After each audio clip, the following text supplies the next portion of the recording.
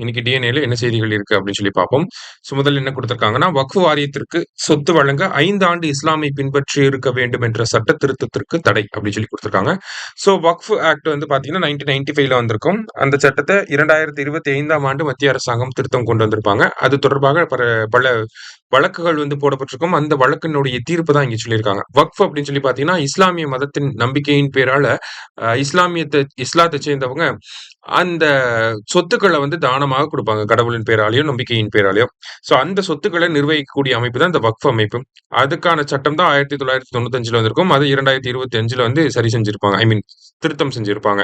அந்த திருத்தத்துல ஒரு சில விஷயங்கள உச்சநீதிமன்றம் தடை செஞ்சிருக்கு. என்ன அப்படின்னு சொல்லி பார்த்தீங்கன்னா, 5 வருடங்கள் ஒருத்தர் இஸ்லாமியராக இருக்கணும். அப்பதான் வந்து சொத்துக்கள தானம் செய்ய முடியும் அப்படிங்கிற அந்த ஒரு திருத்தத்த தடை பண்ணிட்டாங்க.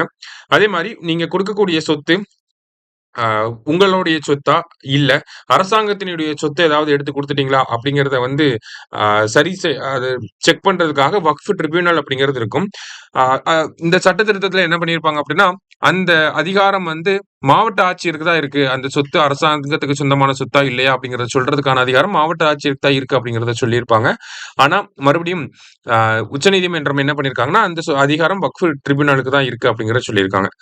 அது மட்டும் இல்லாம பார்த்தீங்கன்னா, நமக்கு வக்ஃப் வாரியத்துல வந்து பொதுவா இஸ்லாமிய ஆண்கள் மட்டும் தான் இருப்பாங்க. இந்த சட்ட திருத்தத்துல இஸ்லாமிய பெண்களும் இருக்கலாம் அப்படிங்கிறத சொல்லியிருப்பாங்க. அத வரவேற்கத்தக்க ஒரு விஷயமா இருந்தாலும், இஸ்லாமியர்கள் அல்லாத நபர்களும் இருக்கலாம் அப்படிங்கிறத சொல்லியிருந்தாங்க. அது ரிலேட்டடா உச்சநீதிமன்றம் என்ன சொல்லியிருக்காங்கன்னா, இஸ்லாமிய அல்லாத நபர்கள் மத்திய அளவுல 4 பேர் இருக்கலாம். மாநிலங்கள் அளவுல 3 பேர் மட்டும் தான் இருக்கணும் அப்படிங்கிறத சொல்லியிருக்காங்க. அடுத்ததா, உள்நாட்டில் தயாரிக்கப்பட்ட 2வது நீர்மூழ்கி எதிர்ப்பு கப்பல் அப்படின்னு சொல்லி குடுத்திருக்காங்க. முதல் நீர்மூழ்கி எதிர்ப்பு கப்பல் பேர் வந்து என்ன பார்த்தீங்கன்னா, அர்னாலா அப்படின்னு சொல்லி சொல்லுவாங்க. 2வதா தயாரிக்கப்பட்ட இந்த கப்பலுக்கோட பேர் வந்து அன்ட்ரோத் அப்படின்னு சொல்லி சொல்லுவாங்க. சரியா? இத யாரு தயாரிச்சிருக்காங்க அப்படின்னா, கொல்கத்தாவை சேர்ந்த கார்டன் ரீச் கப்பல் கட்டும் நிறுவனம் தான் இத தயாரிச்சிருக்காங்க. சரியா? அடுத்ததா பார்த்தீங்க அப்படின்னா, வளர்ச்சிக்கு தரும் விலை அப்படின்னு சொல்லி குடுத்திருக்காங்க.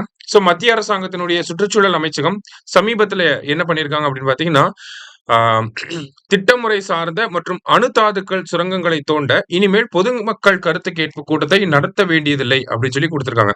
இப்ப நியூக்ளியர் ரிலேட்டடா அணுதாதுக்கள் ரிலேட்டடா ஏதாவது சுரங்கங்கள் தோன்றாங்க அப்படின்னா, அதற்கான என்விரான்மென்டல் இம்பாக்ட் அசஸ்மென்ட் வந்து பண்ணுவாங்க. அதுல நமக்கு பொதுமக்களுடைய கருத்து கேட்கக்கூடிய அவசியம் இல்லை அப்படிங்கிறத மத்திய அரசாங்கம் வந்து சுற்றுச்சூழல் அமைச்சகம் சொல்லியிருக்காங்க. 1994ல வந்து இந்த சுற்றுச்சூழல் தாக்க மதிப்பீடு அறிவிப்பு வெளியாயிருக்கும். அத 1997ல திருத்தம் செஞ்சிருப்பாங்க. அத மறுபடியும் 2006ஆம் ஆண்டும் திருத்தம் செஞ்சிருப்பாங்க. அதுல என்ன சொல்லியிருக்காங்க அப்படின்னா, ஒரு ப்ராஜெக்ட்ட பண்றதுக்கு முன்னாடி என்விரான்மென்டல் இம்பாக்ட் அசஸ்மென்ட் பண்ணணும். அந்த என்விரான்மென்டல் இம்பாக்ட் அசஸ்மென்ட் பண்றப்ப லோக்கல் கம்யூனிட்டீஸோட கருத்துக்களையும் கேட்கணும் அப்படிங்கிறது கட்டாயமாக்கப்பட்டிருக்கு.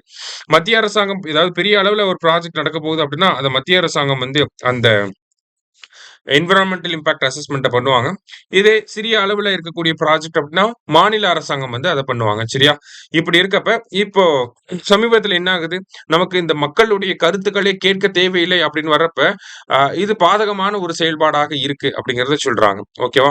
இருந்தாலும் பார்த்தீங்கன்னா, முக்கியமான கனிமங்களாக பார்க்கக்கூடிய கிரிட்டிக்கல் மினரல்ஸ் அப்படின்னு சொல்லக்கூடிய lithium, cobalt, graphite, nickel, tungsten உள்ளிட்ட கனிமங்கள் எல்லாமே அணுசக்தி பயன்பாடுகளுக்கும் தேவைப்படுது. நம்மளுடைய ராணுவத்துக்கும் தேவைப்படுது. நம்மளுடைய ஃபியூச்சர் குரோத்துக்குமே தேவைப்படுது.